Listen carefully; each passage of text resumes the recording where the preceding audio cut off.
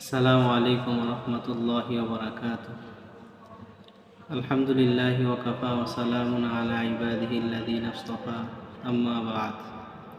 আলহামদুলিল্লাহ, রব্বুল আলামিনের কাছে অসংখ্য অগণিত শুকরিয়া যে আল্লাহ পাক রব্বুল আলামিন আমাদেরকে 30টা রোজা রাখার পরে রব্বুল আলামিন আমাদেরকে সুস্থ রেখেছেন, এজন্য বলি আলহামদুলিল্লাহ। আমাদের সামনে একটা বড় একটা ইবাদত আসতেছে, ঈদুল ফিতরের ইবাদত। তো যখন ঈদুল ফিতরের রাত আসতো, দিন আসতো, আল্লাহ রাসূল সাল্লাল্লাহু আলাইহি ওয়াসাল্লাম সাহাবায়ে কেরামদেরকে বলতেন, হে আমার সাহাবায়ে কেরাম, তোমাদের সামনে এরকম একটা রাত্র আসতেছে, এরকম একটা দিন আসতেছে, এই দিনের মধ্যে অনেকগুলো সুন্নত আছে, তোমরা এগুলো আদায় করবা। তো ঈদুল ফিতরের 1 নম্বর সুন্নত হলো ফিতরা আদায় করা। ফিতরা হলো রমজান মাসে যে আমরা রোজা রাখি, রমজান মাসে যে আমরা তারাবি করি, ইবাদত বন্দেগী করি, এগুলোর মধ্যে অনেক ভুল ত্রুটি হয়ে থাকে। তো রাসূল বলে, কোনো ব্যক্তি যখন ফিতরা আদায় করে, রব্বুল আলামিনের ফিতরার বিনিময়ে তার বান্দার গুনাহগুলোকে মাফ করে দেয়। 2 নম্বর হলো তাকবীর পড়া। তাকবীর হলো আল্লাহু আকবার, আল্লাহু আকবার, লা ইলাহা ইল্লাল্লাহু, আল্লাহু আকবার, আল্লাহু আকবার, ওয়ালিল্লাহিল হামদ। রাসূল বলেন 3 নম্বর সুন্নত হলো মেসওয়াক করা। ঈদগাহে যাওয়ার আগে মেসওয়াক করা। 4 নম্বর সুন্নত হলো গোসল করা। 5 নম্বর সুন্নত হলো সুন্দর পোশাক পরিধান করা। 6 নম্বর সুন্নত হলো সুগন্ধি ব্যবহার করা, আতর ব্যবহার করা। 7 নম্বর সুন্নত হলো খেজুর খেয়ে ঈদগাহে যাওয়া অথবা মিষ্টি জাতীয় কোনো কিছু খেয়ে ঈদগাহে যাওয়া।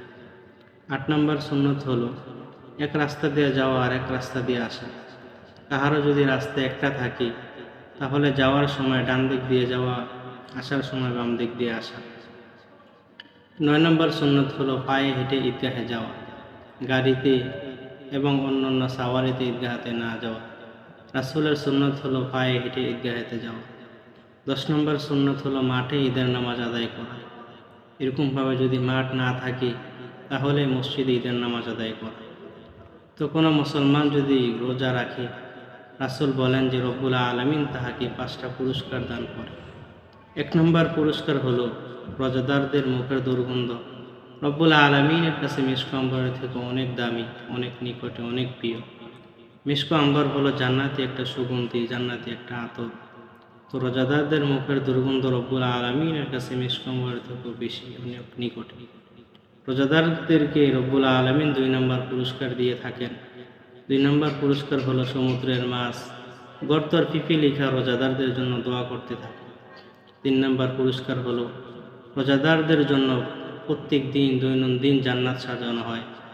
4 নম্বর পুরস্কার হলো এই রমজান মাসে শয়তানকে শিকল দিয়ে আবদ্ধ করে রেখে যে কোনো মুসলমান যেন ইবাদতে সমস্যা না হয়, ইবাদত যেন মুসলমান সুন্দরভাবে করতে পারে। 5 নম্বর পুরস্কার হলো রব্বুল আলামিন রমজানের শেষ দশকে, শেষ রাতে রোজাদারদেরকে মাফ করে দেওয়া হয়। তো রব্বুল আলামিন ফেরেশতাদেরকে বলেন, হে আমার ফেরেশতারা, কোনো মানুষ যদি তার মনিবের কাজ করে, মালিকের কাজ করে, তাহাকে কীরকম পরিশ্রম দেওয়া উচিত? তো ফেরেশতারা বলেন, হে আল্লাহ, ওই ব্যক্তি যেরকম কষ্ট করে, ওই কষ্টের বিনিময়ে তাকে পরিশ্রম দেওয়া উচিত। তো রব্বুল আলামিন বলেন, হে ফেরেশতারা, তোমরা সাক্ষী থাকো, আমার বান্দা আমার জন্য 30 দিন রোজা রাখে, 30 দিন কষ্ট করে, তোমরা সাক্ষী থাকো, আমি আমার বান্দাদেরকে মাফ করে দিয়েছি। এই জন্য রোজা রব্বুল আলামিনকে রাজি খুশি করার জন্য রাখা, রোজা রব্বুল আলামিনকে রাজি খুশি করার জন্য রাখতে হবে।